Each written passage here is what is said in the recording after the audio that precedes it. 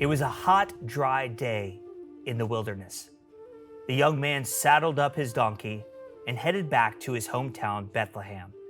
It had been just another day for him, chasing wild animals away from his father's flock, sitting on the hillside, daydreaming, idly strumming a song. Suddenly, in the distance, he saw a man come running. Instinctively, he put his hand on his sling when he heard his name called. "David!" the man cried. The boy squinted into the sunset. He recognized his father's hired hand coming towards him. "David!" the servant continued. "The prophet calls for you." "For me?" thought David. Surely not me." But the call was even more shocking than the visitor. The man gasped back, out of breath. "He seeks the future king of Israel." David dropped his sling in surprise. King? How did the prophet see that in him? He dashed back to find the old seer surrounded by his 7 older, taller, and stronger brothers.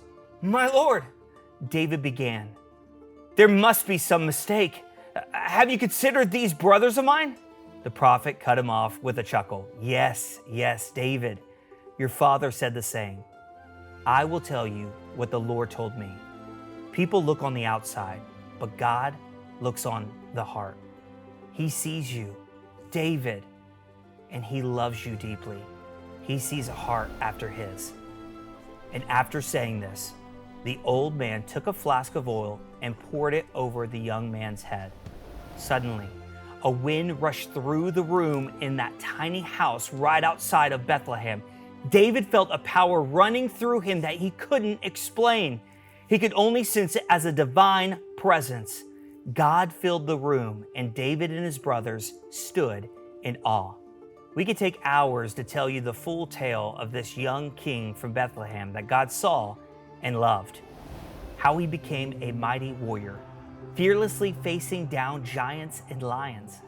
How he sat in the presence of rulers, surviving assassination attempts, fell in love, cascaded down into lust, conquered kingdoms, yet he couldn't even rule his own household.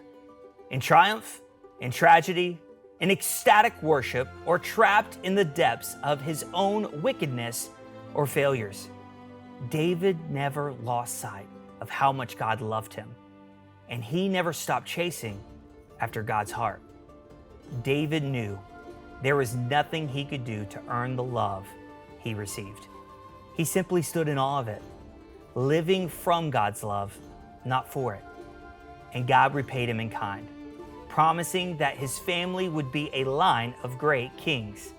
And so, on another dry day in the wilderness, another young man, a descendant of David 24 times over, saddled up his donkey and headed back to his hometown.